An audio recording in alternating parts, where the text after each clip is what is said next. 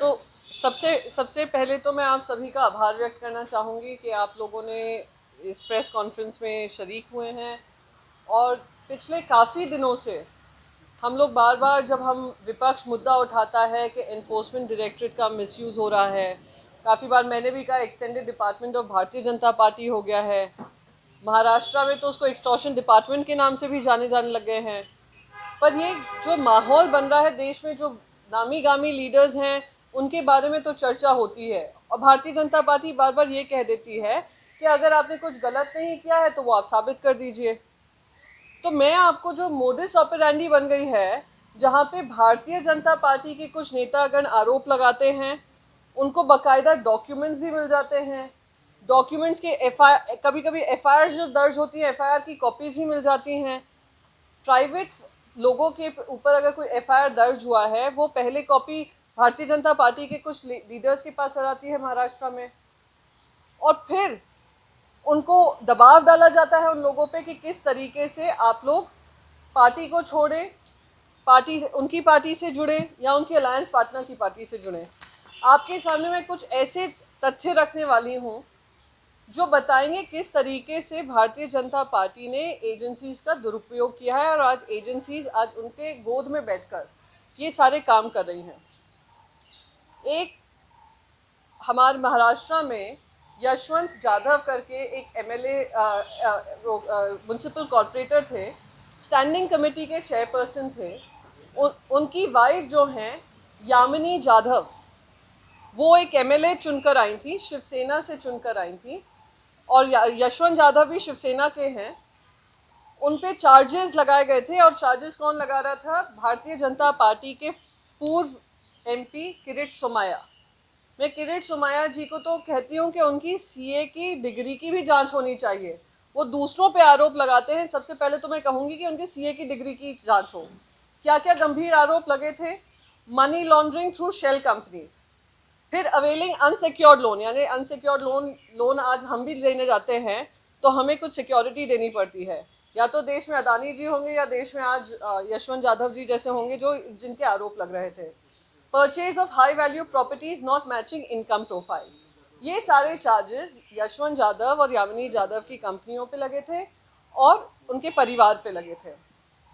जब वो शिवसेना में थे तो उन्होंने प्रेस कॉन्फ्रेंस जो ली थी, 16 प्रेस कॉन्फ्रेंसेस ली थी, और ट्वीट्स के माध्यम से 21 ट्वीट्स किए थे इस मुद्दे के बारे में। अब जैसे ही वो पाला बदलते हैं दोनों हस्बैंड वाइफ, तो मैं आपको बताती हूँ कितने प्रेस कॉन्फ्रेंसेस हुए और कितने ट्वीट्स हुए। 0। और एनफोर्समेंट डायरेक्टरेट जो उनके पीछे पड़ा हुआ था, एनफोर्समेंट डायरेक्टरेट ने उनके सारी money laundering, unsecured loans, high value properties का पूरा मुद्दा रख दिया डीप फ्रीजर में, अब तक बाहर नहीं निकला है। तो भारतीय जनता पार्टी बाकायदा एक वॉशिंग मशीन जैसी बन गई है।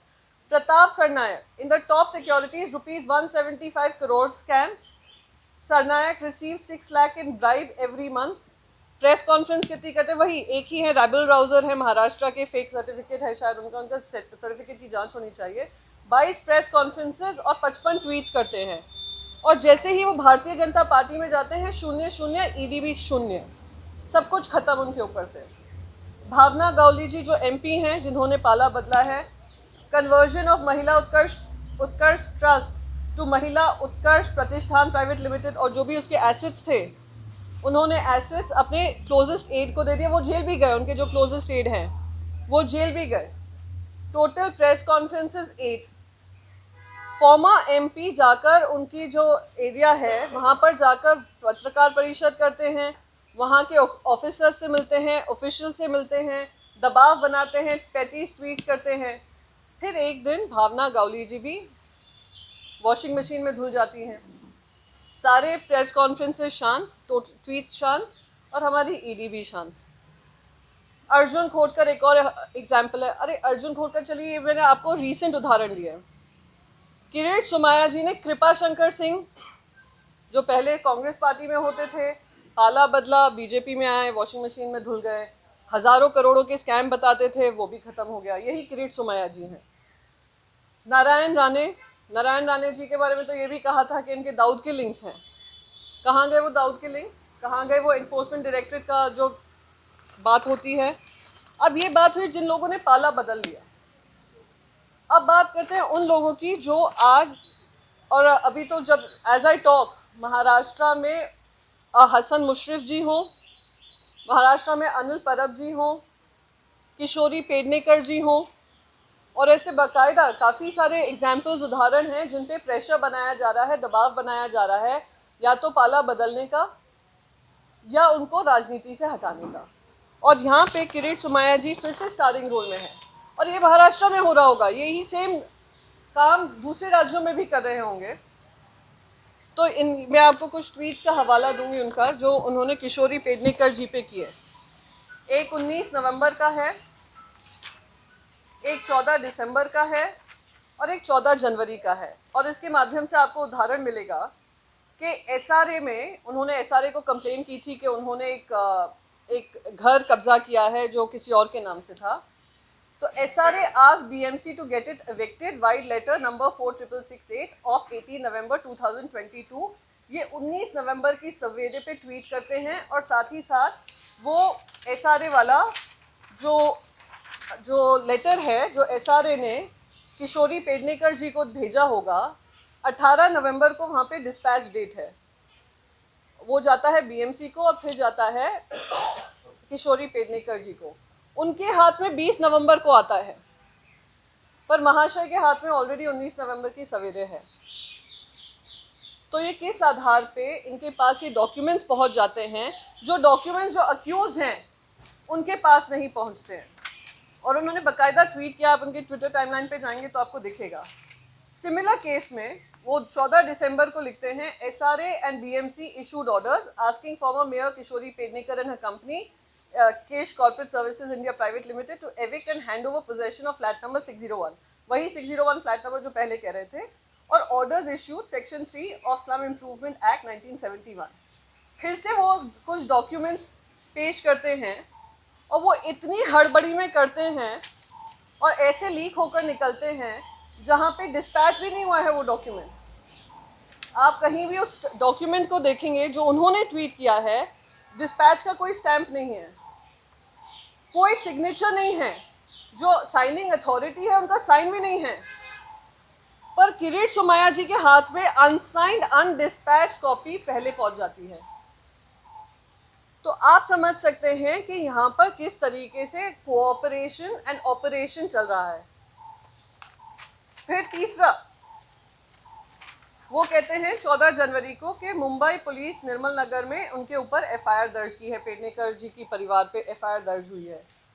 एफआईआर की कॉपी परिवार को मिलने से पहले फिर से सोमैया जी के हाथ में मिलती है। तो इससे स्पष्ट हो जाता है कि आप किस तरीके से बाकायदा आपको समर्थन मिल रहा है डॉक्यूमेंट्स का, लीक्ड डॉक्यूमेंट्स का आरोप लगाने को। और मैं आपको बता दूं, हाईकोर्ट ने बाकायदा कहा है कि कोई चार्जशीट किशोरी पेडनेकर जी पे नहीं दाखिल हो सकती है 30 मार्च से पहले। तो वो बार बार अरेस्ट भी प्रीएम्प्ट करते हैं, बात यहीं पर ख़त्म नहीं होती है। एनफोर्समेंट डायरेक्टरेट की अरेस्ट जो होने वाली होती हैं, एक दिन पहले शायद उनके कान में खबर आ जाती है कि अरेस्ट होने वाला है, वो बाकायदा ट्वीट्स के माध्यम से। और जिस तरीके के ट्वीट्स करते हैं, अब तेरा क्या होगा अनिल परब, अब तेरा क्या होगा हसन मुशर्रफ जी। तो यानी आपको बाकायदा इंफॉर्मेशन की फीड आपको बाकायदा मिले चली जा रही है। अब आए हम एक और एमएलए हैं जो हमारी तरफ हैं, उनके एमएलए रविंद्र वाइकर जी, उन पे अब लेटेस्ट आरोप लगाया है 500 करोड़। एक तो 500,000 करोड़ के नीचे ही नहीं बात करते, और सीधा वो जो एलिगेशन लगाएंगे हजारों करोड़ का होता है। 21 बंगले हैं, 21 बंगलों का ठिकाना नहीं बताएंगे। 500 करोड़ का होटल है, उस होटल का ठिकाना नहीं बताएंगे। तो यानी अनिल परब जी रहे हों, रविंद्र वाइकर जी रहे हों, हसन मुशर्रफ रहे हों, इन सभी पे जो आरोप लगा रहे हैं वो उन आधार पे लगा रहे हैं कि प्रेशर बनाया जाए और प्रेशर के आधार पर इन पे दबाव डाला जाए। तो ये जो पूरी मोडस ऑपरेंडी है, ये जनता के सामने लाना बेहद ज़रूरी था। इसलिए मैंने इस प्रेस कॉन्फ्रेंस की बात की थी कि हम लोग इंडिया का जब देखते हैं कि पूरे इंडिया में क्या माहौल चल रहा है, बड़े बड़े नामी गामी लीडर्स का होता है, तो भारतीय जनता पार्टी बार बार पल्ला झाड़ देती है, इससे हमारा कोई लेना देना नहीं है। आपको अभी तथ्यों के साथ मैंने बताया है किस तरीके से active cooperation is happening in operation of pulling down state governments. अब किरीट सोमैया जी की जो दापोली विजिट्स हुई हैं, आपने देखा होगा कि कुछ दिनों पहले श्री उद्धव बाला साहेब ठाकरे जी की एक बहुत महाविशाल रैली हुई थी। महाविशाल रैली के अंतर्गत बहुत लाखों की संख्या में लोग जुड़े थे। उसी के अगले दिन जिन्होंने ये रैली का पूरा कार्यक्रम में भागीदारी दी थी, पार्टी के कार्यकर्ता हैं, अगले दिन ही ईडी ने पहली फुर्सत में सनराइज होते ही, चलिए सनराइज का इंतजार किया, उनको अरेस्ट कर लिया। और अरेस्ट किस आधार पे किया कि आपका जो कंस्ट्रक्शन है इलीगल कंस्ट्रक्शन है। दापोली में जो आज अनिल परब जी पे हवाला दिया जा रहा है वो उस मुद्दे को दिया जा रहा है जो प्रॉपर्टी उनकी है भी नहीं, और जिनकी प्रॉपर्टी है सिर्फ उन्हीं को बंगला बनाने होटल बनाने की परमिशन नहीं थी। ऐसे 34 परमिशंस दी गई थी। टोटल 35 परमिशंस उस दिन दी गई थी, जिसमें से 34 के पीछे तो हमारे सोमैया जी शांत हैं, एक के पीछे पड़े हुए हैं। तो अगर ये परमिशंस मिली हैं तो जो ब्यूरोक्रेट्स हैं जिन्हें परमिशन दी उन पर कार्रवाई क्यों नहीं? और क्या इसमें गलती उन लोगों की है जिन्होंने परमिशंस मांगी, या गलती उनकी है जिन्होंने इतने सारी संख्या में परमिशंस दी? और अगर आप सारे होटल्स वहाँ के जो भी हैं जहाँ परमिशंस दिए हैं, सब क्यों नहीं गिरते हैं, एक ही क्यों गिर रहा है? तो इससे बताते हैं कि बिल्कुल पहले से ही निर्णय लिया हुआ कि किस तरीके से दबाव बनाना है, वो दबाव दिख रहा है। कल खुद श्री संजय राउत जी ने एक ट्वीट किया था, ट्वीट के माध्यम से बताया था कि जो हसन मुशर्रफ जी पे आरोप लग रहे हैं ईडी को लेकर, और आज तो हाईकोर्ट ने, मुंबई हाईकोर्ट ने इस पर निर्णय भी लिया है और बेल का जो भी हियरिंग को लेकर है उस पर निर्णय लिया है। मैं बस यही कहूँगी, जो हसन मुशर्रफ जी पे बाकायदा जो आरोप लग रहे हैं और ईडी इन्वेस्टिगेशन पीछे लगा हुआ है, ईडी पूरा मेहनत से लगा पड़ा हुआ है, वो ही सेम काम भारतीय जनता पार्टी के एमएलए राहुल कुल का है। सेम इशू है, सेम टू सेम है, पर उस पर कोई इन्वेस्टिगेशन नहीं, कोई कार्रवाई नहीं। संजय राउत जी का किस तरीके से उनको जेल भेजा गया था और उनकी जमानत पीएमएलए कोर्ट से जब उनको जमानत हुई थी, मैं उनका वो स्टेटमेंट पढ़ना चाहती हूँ, जजमेंट का statement. Extreme and exceptional power of effecting arrest, which ought to have been used very, very sparingly, has been used by the Enforcement Directorate investigating officers under Section 19, is ab initio illegal. Illegal, यहाँ तक कि PMLA court ने कहा जो ये कार्रवाई की गई थी वो इलीगल थी संजय राउत जी के ऊपर।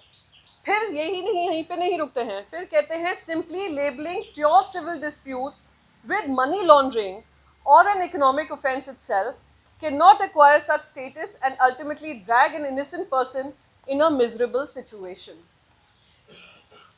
तो ये तो पूरा का पूरा जो पीएमएलए कोर्ट का बेल ऑर्डर है, जो कि चैलेंज अब एनफोर्समेंट डायरेक्टरेट कर रही है और एनफोर्समेंट डायरेक्टरेट को रोज वहाँ पे फटकार मिल रही है, उससे साबित करता है कि जो काम हो रहा है वो इलीगल है, अनकॉन्स्टिट्यूशनल है, इमोरल है और विपक्ष को सताने का काम है। इसी के साथ साथ ईडी के दायरे में अदानी समूह का भी आता है, पर हमें वहाँ पे भी कोई आवाज़ ना सुनाई दे रही, ना इंटरेस्ट दिखाई दे रहा। तो हम बस यही पूछना चाहते हैं, क्या किरीट सोमैया जी बीजेपी के साथ साथ इन्फोर्समेंट डायरेक्टरेट और स्टेट एजेंसीज के साथ मूनलाइटिंग कर रहे हैं? क्या वो कोई सीनियर पोजीशन में है कि उनके पास सारे इंफॉर्मेशन पहले आ जाती है, ईडी हरकत में बाद में आती है? या उनके पास कोई स्पेशल पोजीशन और स्पेशल पावर्स दिए गए हैं कि जैसे ही वो किसी पे आरोप लगाते हैं ईडी फट से वहां पे पहुंचकर इन्वेस्टिगेशन शुरू कर देती है?